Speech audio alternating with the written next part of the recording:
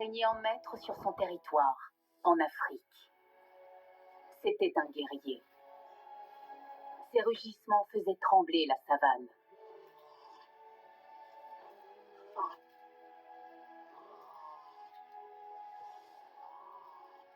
Protecteur de sa troupe, père de toute une nouvelle génération. Il était un héros, un frère et un symbole. Il s'appelait Cécile. Prédateur intrépide et redoutable, il semait la terreur partout sur son passage. Cécile a été tuée par un chasseur en quête de trophées. Et la nouvelle a bouleversé le monde. Sa mort suscite colère et tristesse chez tous ceux qui découvrent son histoire. Celle d'une vie glorieuse et d'un héritage exceptionnel.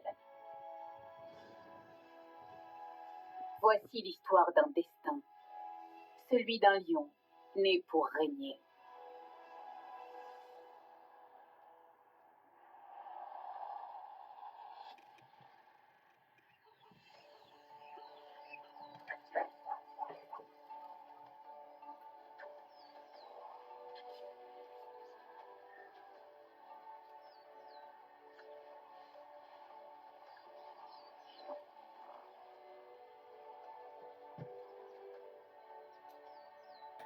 Cécile vient au monde dans le parc national de Hwange, au Zimbabwe.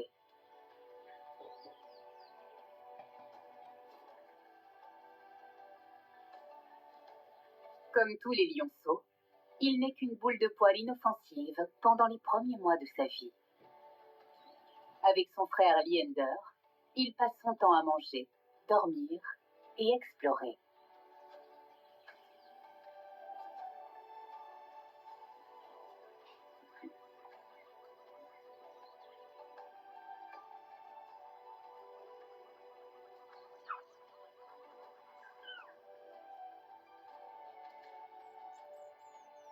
Dès son plus jeune âge, il fait preuve d'un caractère bien trempé.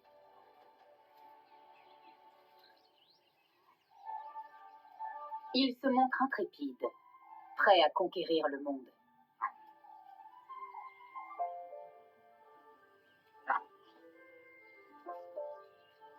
Beaucoup de lionceaux meurent pendant ces premiers mois décisifs. Mais la combativité du petit Cécile et le dévouement sans limite de sa mère jouent en sa faveur.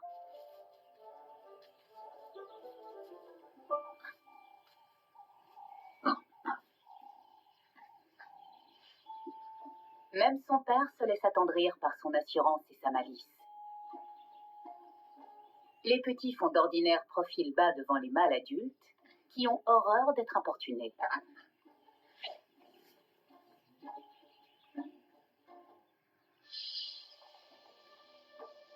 À mesure que le temps passe et que la crinière de Cécile se développe, les deux frères deviennent inséparables. Ils font les 400 coups ensemble.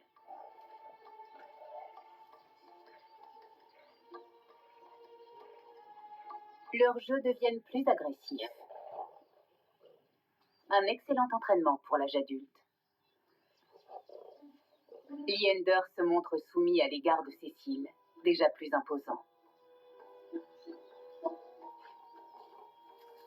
Derrière les chamailleries fraternelles, un lien plus profond est en train de se tisser. Un jour, les deux lions devront se battre côte à côte. En attendant, Cécile est toujours là pour protéger son frère et lui porter secours. Adolescent, Cécile présente tous les signes d'un futur grand chef. La confiance tranquille, le port de tête royal. Il se nourrit en premier et ne laisse son frère revendiquer sa part qu'une fois rassasié.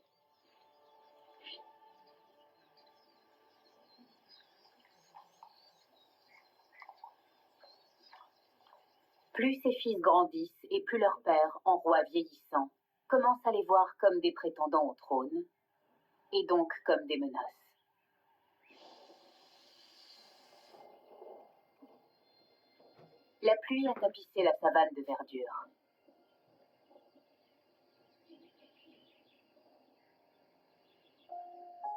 Cécile, Leander et le reste de la fratrie se reposent à l'ombre, à l'écart de la troupe.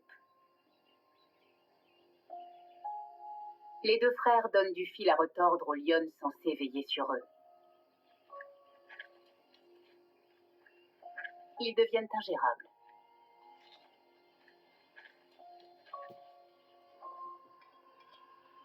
Leur père sait qu'il est face à une bombe à retardement.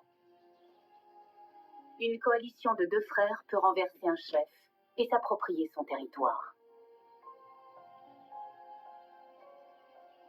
Bientôt, il devra bannir ses fils loin de leur famille, avant qu'ils n'atteignent la maturité sexuelle. Pour survivre, les deux lions vont devoir apprendre à chasser le buffle. Une mission déjà difficile pour des adultes expérimentés. Mais dans cette région, c'est une proie indispensable à la survie des grands félins. Ils sont souvent plusieurs centaines par troupeau. Et chacun capable de transpercer un lion imprudent.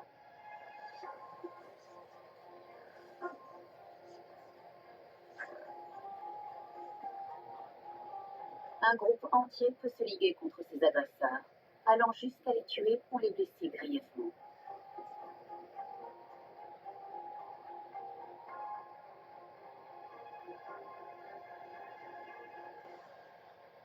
Même une troupe habituée à chasser le buffle préfère s'attaquer à un individu isolé.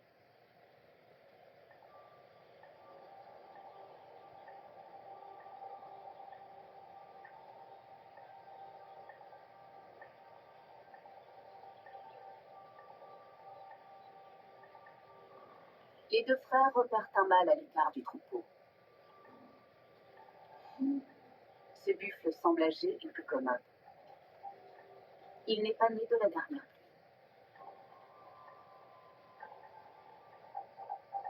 Cécile n'a encore jamais dirigé de partie de chasse. Il n'a fait qu'observer et apprendre. Plein d'audace, il conduit sa petite armée vers la proie. Les jeunes lions sont plus nombreux, mais ils manquent cruellement d'expérience. Tandis que ce buffle est un combattant aguerri.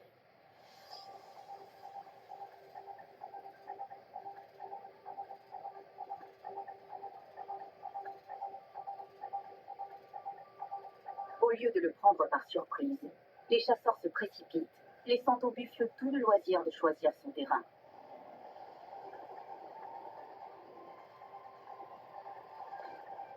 Il se réfugie dans la rivière.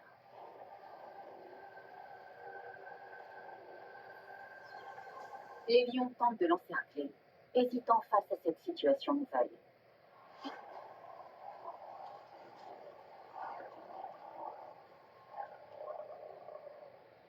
Aucun adulte n'est là pour leur montrer quelle tactique adopter.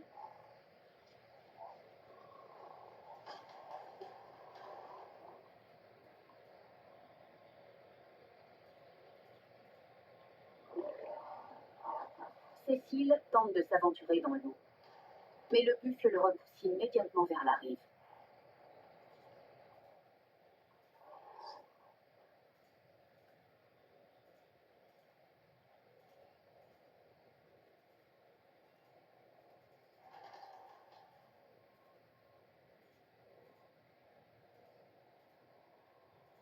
Les jeunes lions sont décontenancés. De toute évidence, ils n'ont pas envie de se mouiller les pattes. Le buffle tient bon et la tension monte d'un cran.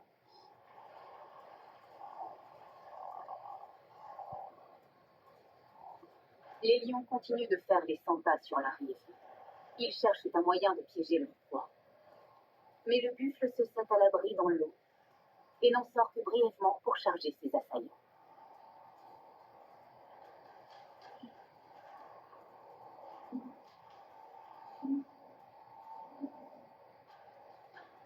Même s'il commence à fatiguer, il reste un adversaire redoutable. Les félins doivent se tenir à distance de ces cornes dangereuses.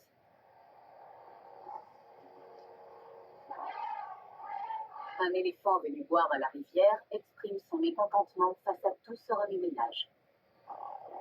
En approchant du bord de l'eau, il détourne l'attention des lions.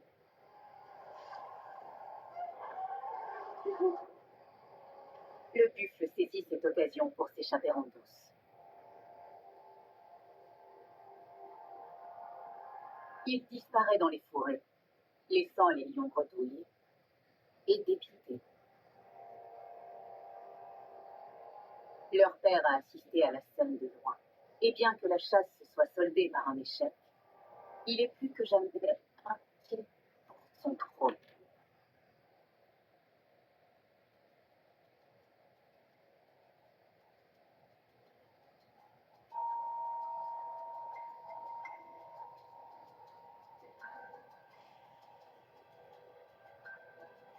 Il va bientôt enseigner à ses fils une leçon de vie capitale. La place d'un lion n'est jamais acquise.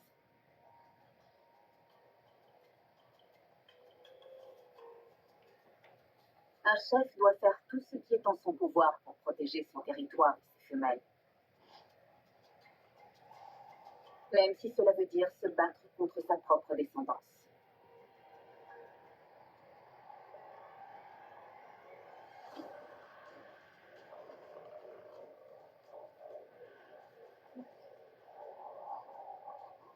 Leur mère vient prêter main forte à son partenaire.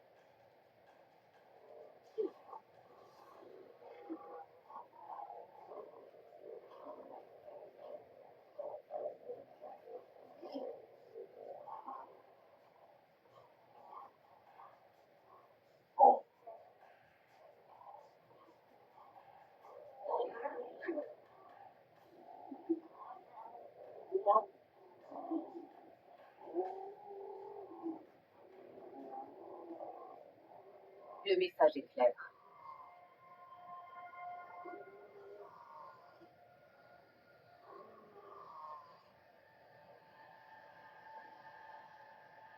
Liender et Cécile doivent partir.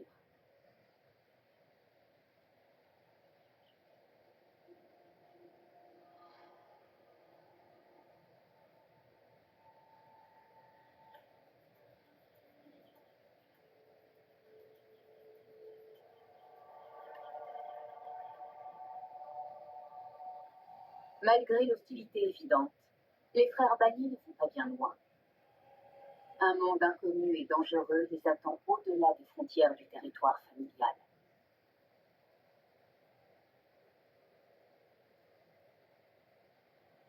Mais la patience de leur père a des limites.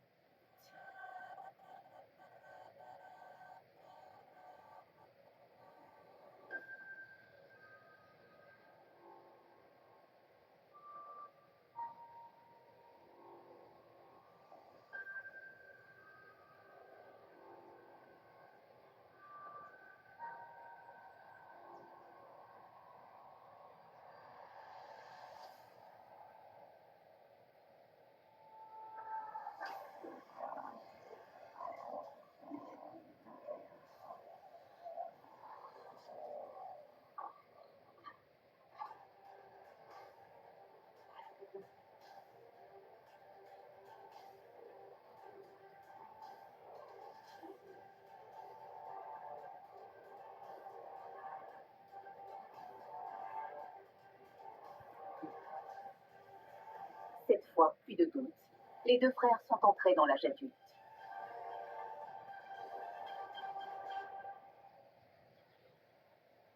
Ils sont livrés à eux-mêmes. Leur famille leur a tourné le dos. Ils errent en terrain inhospitalier, loin de chez eux et l'estomac vide. Les restes des autres prédateurs sont une denrée rare. Ils devront se contenter de restes volés aux charognards.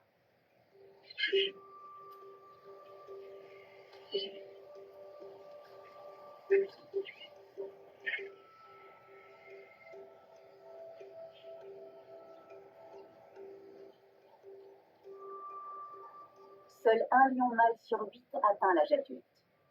Adolescents, ce sont des chasseurs débutants et maladroits. Des dents des guettes à tous les tournements.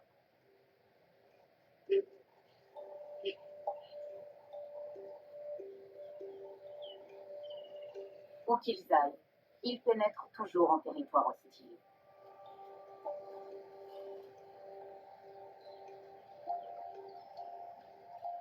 Les lions plus âgés sont une menace permanente.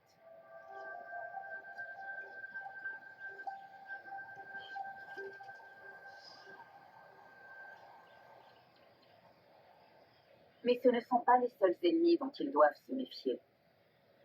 Attirés par l'odeur d'une carcasse de girafe, les frères affamés ne peuvent pas résister à la tentation d'un repas consistant. Cependant, ils ne doivent pas baisser leur garde, car d'autres adversaires redoutables rôdent non loin de là. Des hyènes.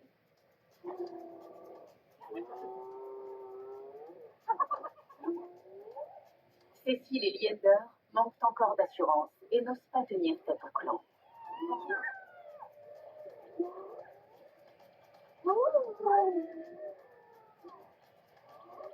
Rien n'est gratuit quand les hyènes s'en mêlent, et les frères battent en retraite avant même d'être rassasiés.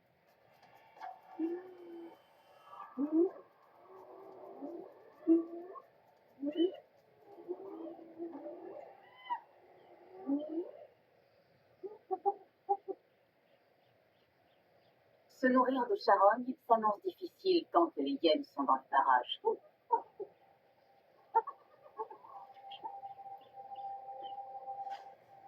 Pour survivre, Cécile et Liender vont devoir chasser.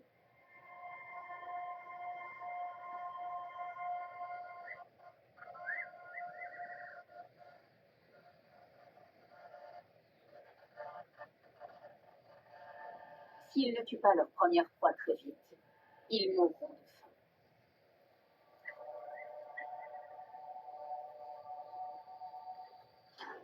Cette fois encore, les buffles d'Afrique sont des cibles privilégiées. Mais pour avoir leur chance, ils doivent mener une attaque coordonnée.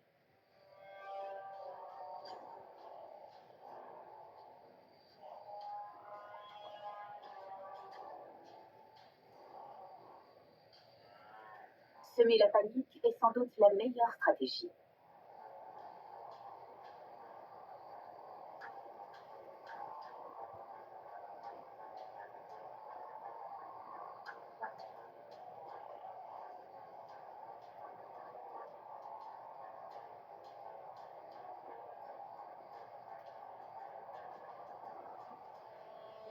Les buffles sentent leur manque d'expérience.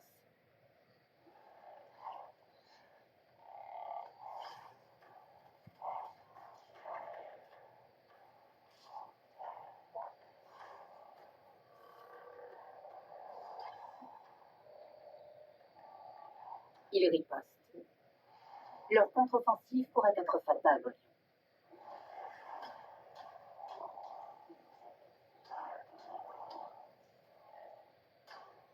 Les frères sont totalement dépassés.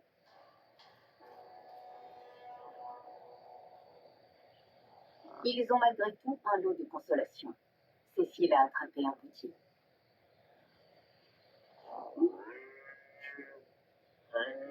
Il entreprend tout d'abord de l'achever seul, puis son frère vient à la rescousse. Les cris d'une proie en détresse risquent de leur attirer des ennuis.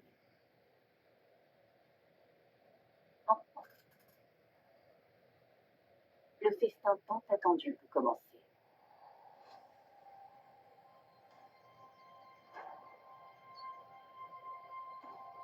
À chaque nouvelle tentative, les deux frères perfectionnent leur technique de chasse. À l'image de leur père, ils sont désormais des mâles imposants.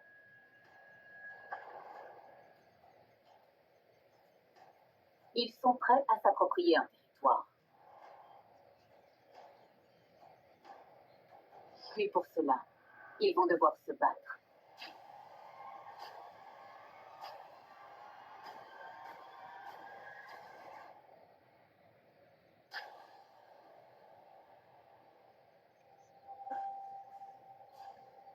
Le vieux lion grisonnant qui règne sur le nord du parc de Wangbe a déjà livré bien des batailles.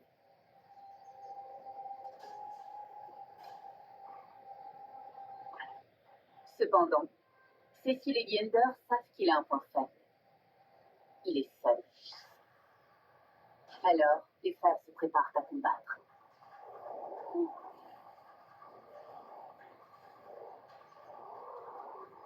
Cette fois, le vieux lion semble avoir trouvé des adversaires à sa mesure. Il ne fait pas le poids. Il capitule.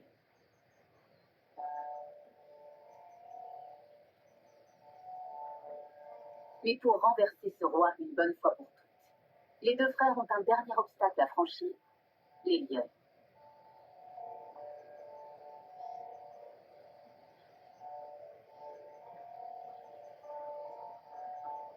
Ces guerrières chevronnées ne laisseront jamais des mâles trop faibles devenir pères de leurs petits.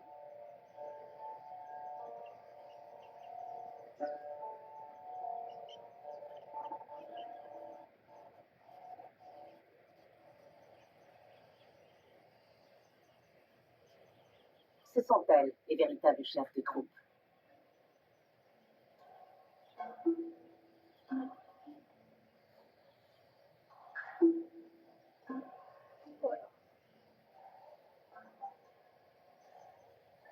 Elles acceptent les frères et confirment leur nouveau statut de mâle dominant.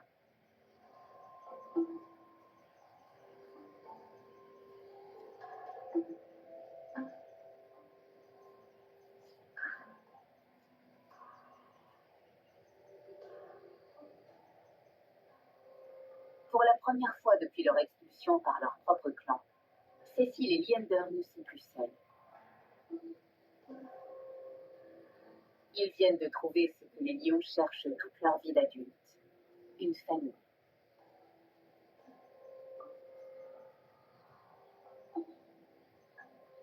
Protéger la troupe est désormais leur entière responsabilité. En retour, ils auront la chance d'engendrer la future génération.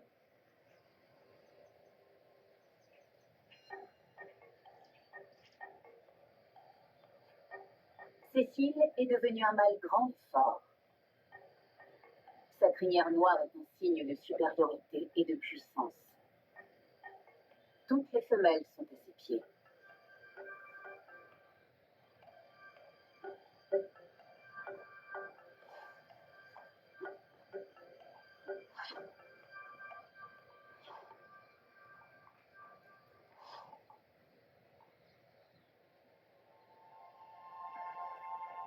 Sa première porte est Nélia.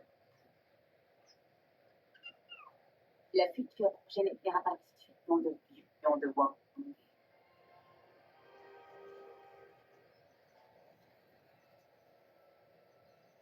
Cette troupe de plus en plus nombreuse a besoin de se nourrir. Et surtout, de manger à sa faim.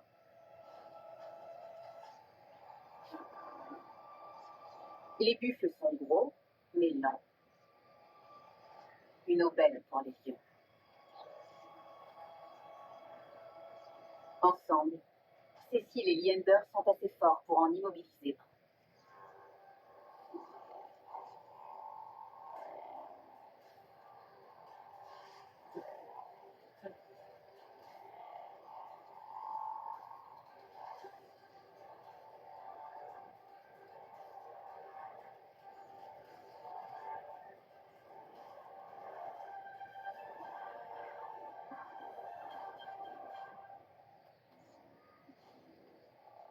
Tandis que les frères maintiennent le buffle au sol, les lionnes se chargent de le tuer.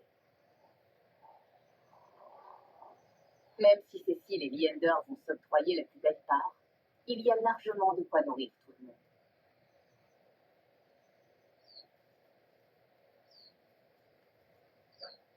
Avec des proies en abondance, des femelles à leur côté et des lionceaux sur leurs talons, les deux frères mènent une vie confortable.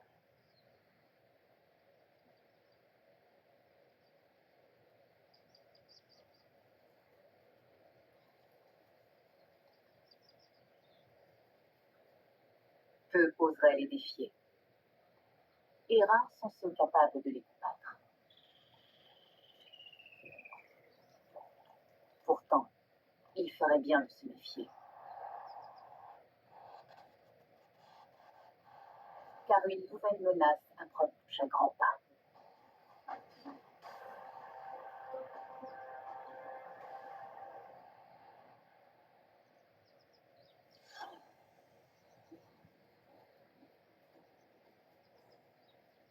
Une coalition de mâles rivaux convoite le territoire de Cécile. Ils sont 4. Le plus grand et le plus fort répond au nom de Jéricho.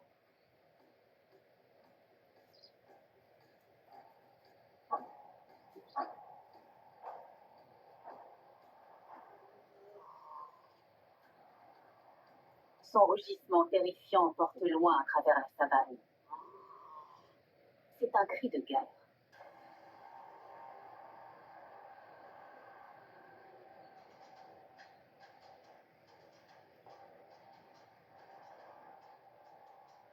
Jéricho a beau être impressionnant, il a 1 an de moins que Cécile, et sa crinière plus claire trahit son rang inférieur.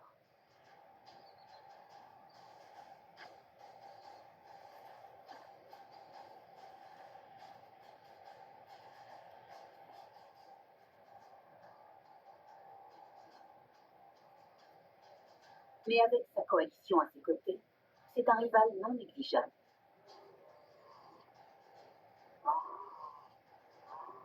Jéricho défie ouvertement le chef de troupe.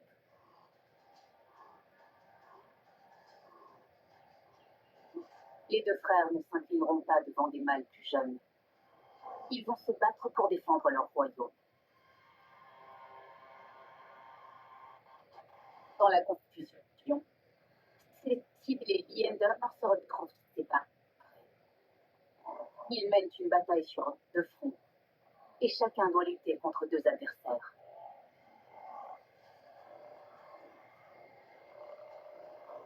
Leander se retrouve pris au piège, incapable de se défendre. Cécile triomphe de ses 2 opposants, blessant mortellement l'un d'entre eux. Il se précipite au secours de son frère. Mais il arrive trop tard. Leander est déjà mort. Cécile se retrouve seule, fragilisée par une blessure à la patte.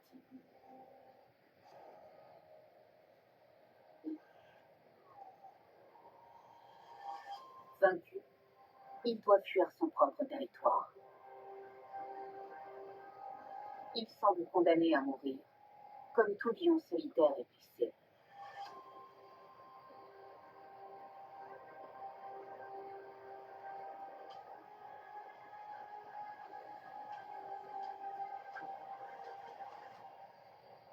Il disparaît sans laisser de traces.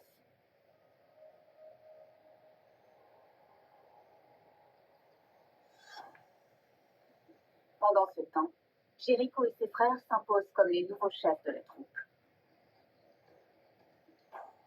La coalition élimine tous les petits de Cécile et Leander.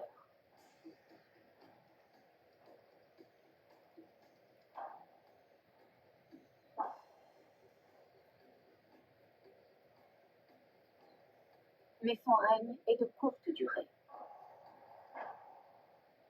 Avant qu'il ne puisse engendrer une descendance, les frères de Jéricho se sont attirés loin de la terre et tués par les chasseurs.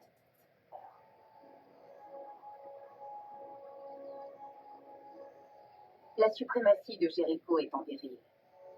De nouvelles coalitions rivales le menacent. Seul, il ne fait pas le poids. Tout comme Cécile, Jéricho se retrouve isolé et disparaît.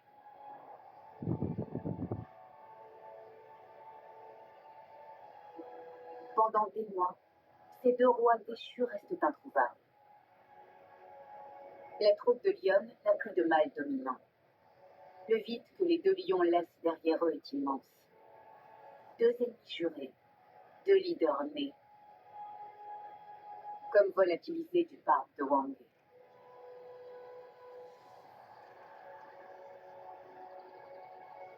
Puis, un beau jour, un mâle imposant à la crinière noire surgit de l'intérieur des terres.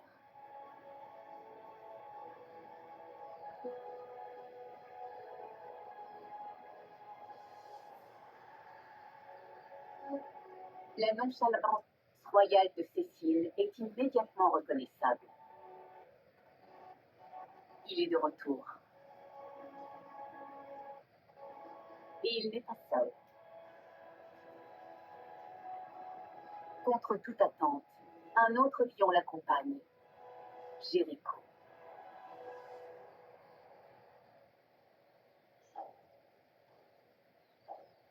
Les anciens ennemis sont désormais alliés. Cécile et Jéricho ont compris qu'ensemble, ils seraient plus forts. Grâce à ce frère d'adoption, Cécile retrouve son assurance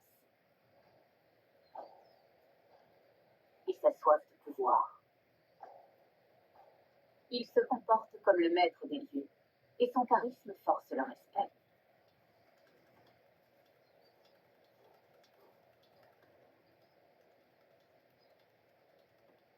Les deux alliés viennent reprendre leur territoire et leurs troupes.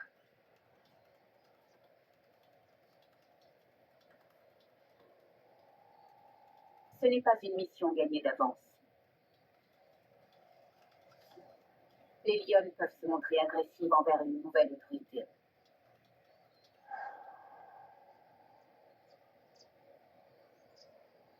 Bien qu'elles aient un jour formé avec Cécile et puis Jéricho une famille heureuse, de l'eau a coulé sous les ponts. Et elles ne les ont jamais vues ensemble. Les deux lions marchent sur des œufs. Ils se savent en infériorité.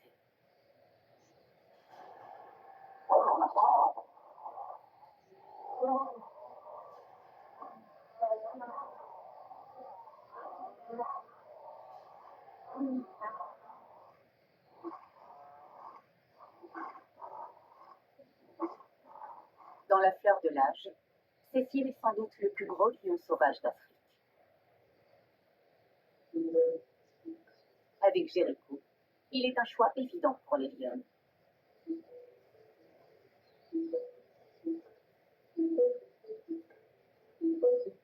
Elle les laisse reprendre le contrôle de la troupe.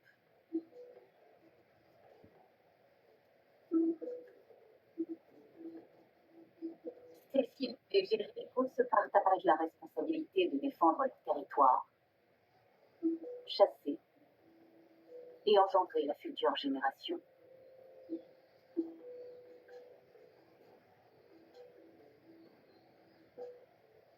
Leur lien est maintenant aussi fort que celui de frères de sang.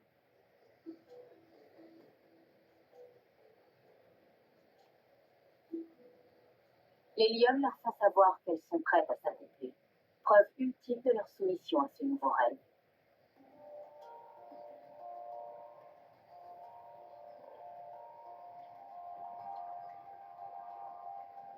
Cette fois encore, en raison de sa taille et de sa crinière, Cécile est plus souvent choisie comme partenaire que Jéricho.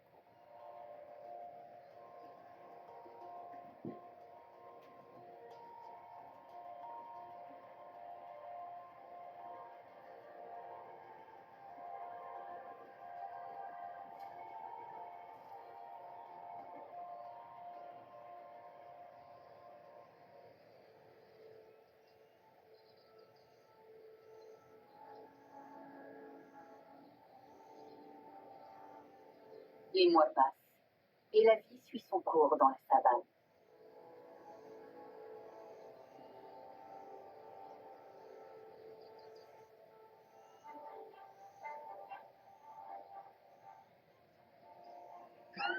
Les frères d'adoption sont pères à nouveau, de plusieurs portées.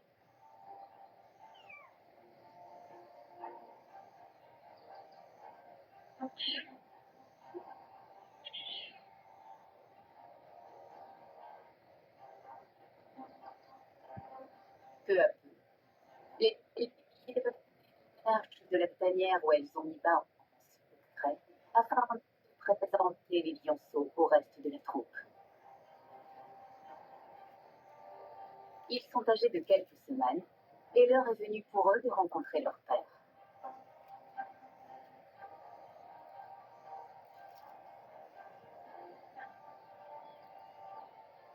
Sans doute Cécile, pour la majeure partie d'entre eux.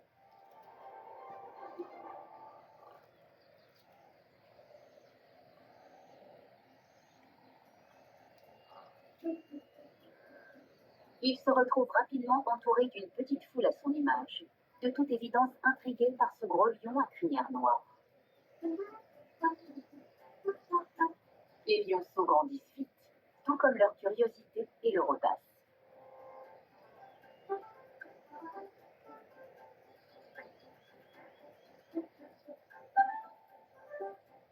Cécile est devenue la cible préférée de leur jeu espiègle.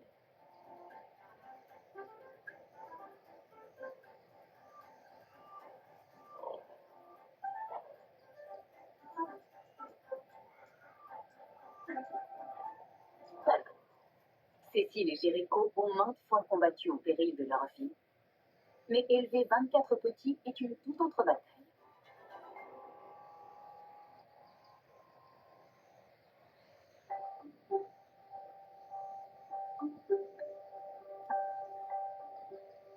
Fatigués par des années de chasse et de guerre, ils tolèrent mal d'être attaqués par des terreurs aux dents pointues qui prennent leur queue pour un coup.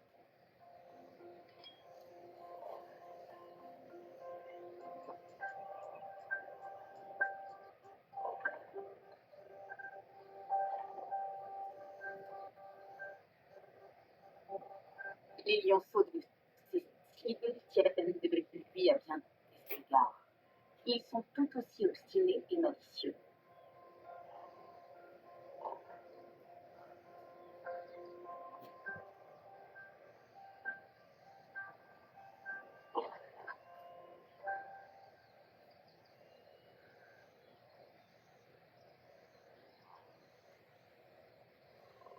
Les lionnes sont toujours sur le qui-vive quand elles ont des petits en bas âge.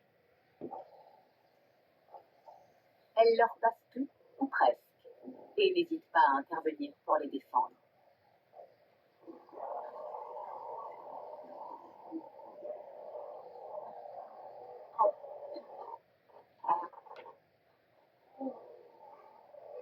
Même si finalement, ils ne sont que les portraits de leurs géniteurs.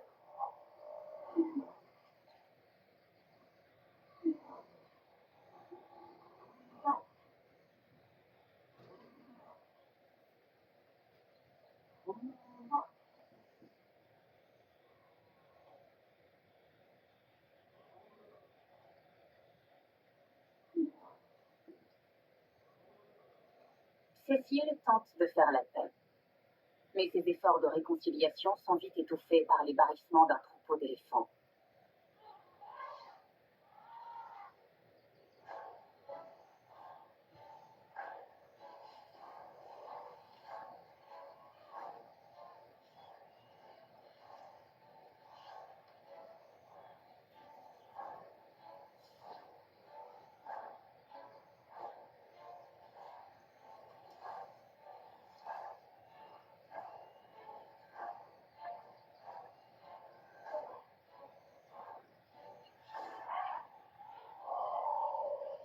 Les éléphants de Wangé se méfient des lions comme de la peste.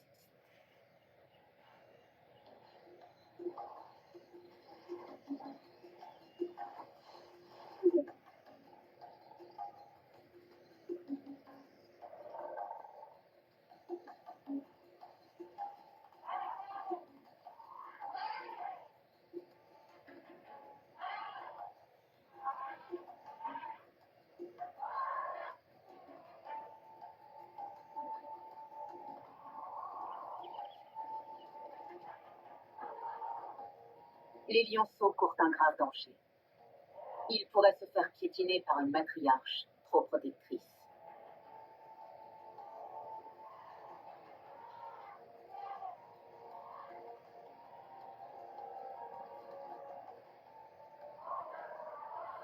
Dans ces conditions, aller voir en famille se transforme en opération commando.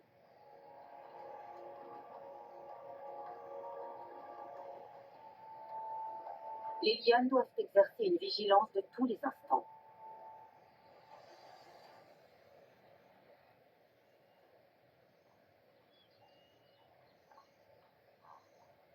Heureusement, leur sécurité est renforcée. Tandis que Jéricho escorte la troupe et tient les éléphants à l'œil, Cécile joue les gardes du corps.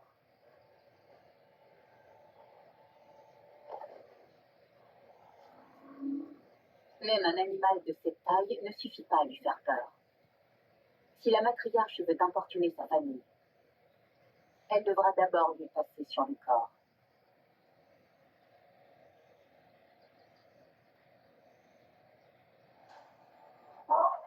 Les pachydermes ont toutes les raisons de se méfier.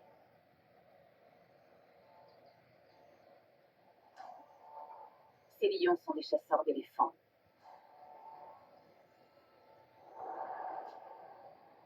Au plus fort de la saison sèche, quand les proies viennent à manquer, cette troupe a la réputation de tuer des éléphanteaux, parfois jusqu'à un par jour. Ensemble, les pachydermes sont invincibles. Mais un petit égaré est une proie facile pour Cécile et les siens.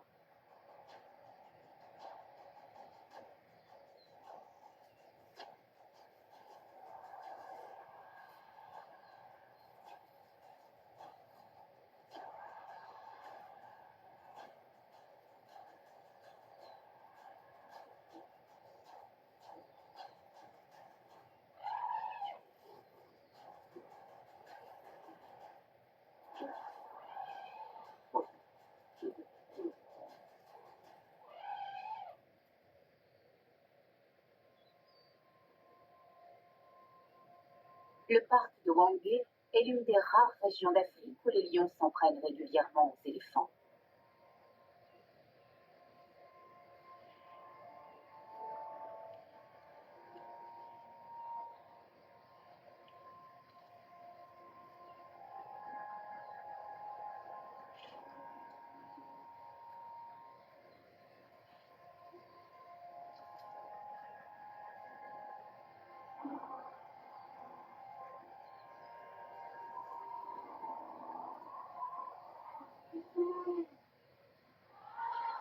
Bien qu'il soit déjà trop tard, le troupeau essaie d'intimider les prédateurs.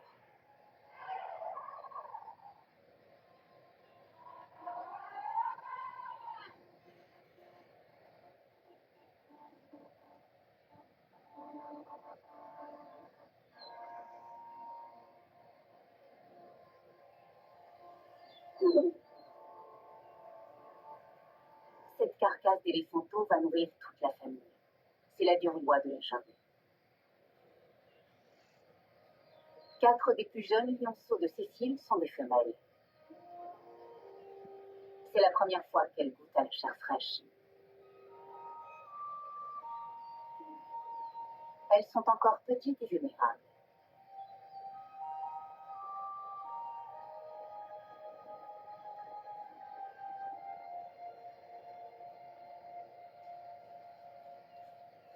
Par chance, elles ont pour protecteur le plus gros lion d'Afrique. Dans ce parc où la chasse est interdite, Cécile ne considère pas les humains comme des ennemis. Il ignore qu'en raison de sa taille, de sa crinière et de sa beauté, sa tête est mise à prix. C'est la dernière fois qu'il sera vu vivant.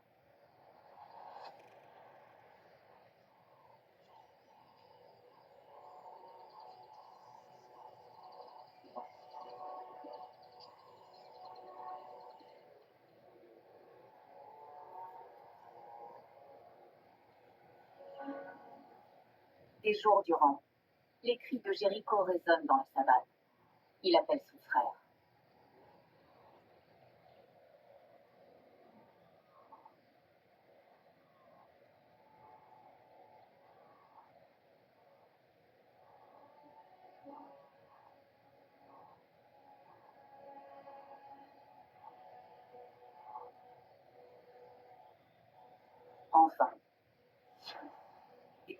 désormais son avenir, celui de toute sa troupe, sont en péril.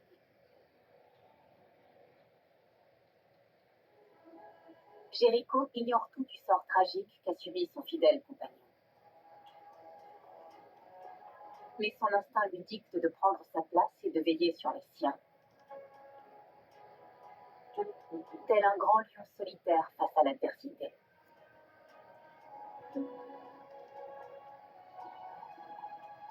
Les jours se changent en semaines et Jéricho tient bon.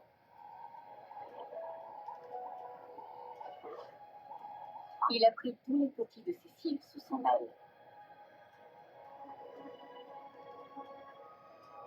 L'attention qu'il porte à ces lionceaux qui ne sont pas les siens est du jamais vu chez les lions. Il joue avec eux et les protège.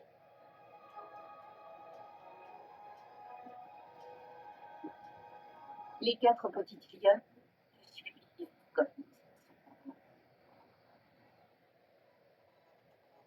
grâce à lui, elles grandissent vite et prennent des forces.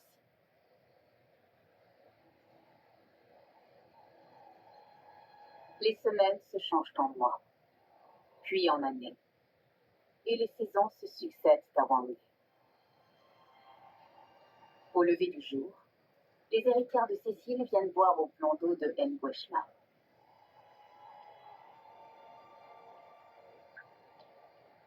Ces 4 filles sont devenues des lionnes superbes.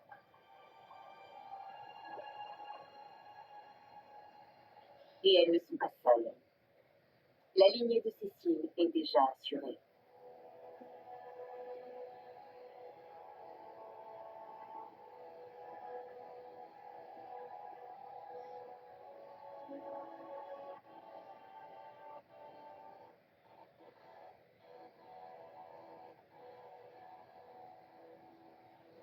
À 6 semaines, ces lionceaux découvrent le monde. Ce sont les futurs rois et reines de Wangé.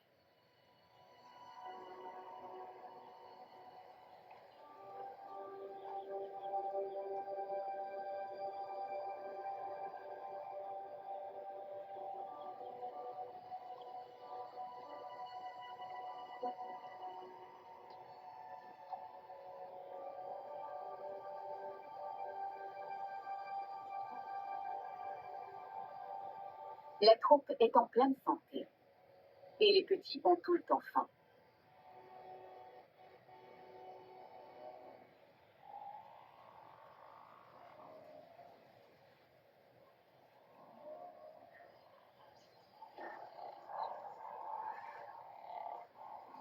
Leurs mères sont d'habiles prédatrices.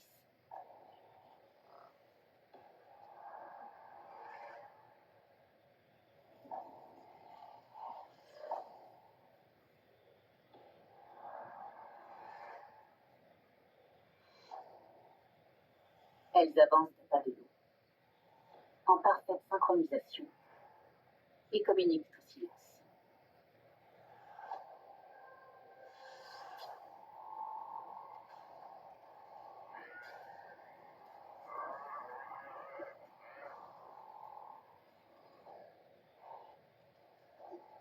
Elles sont les dignes filles de leur père. Ces lionnes intrépides ont hérité de ces gènes de chasseurs.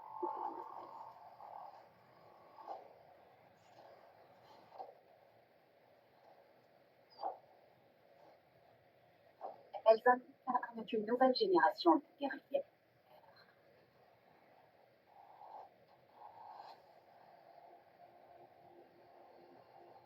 À l'est, une coalition de 4 jeunes mâles commence son long voyage vers la maturité.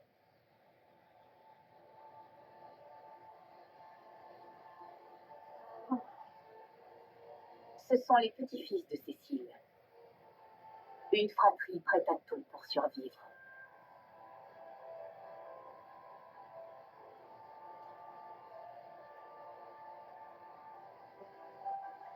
La descendance du roi lion est prête à prendre la relève.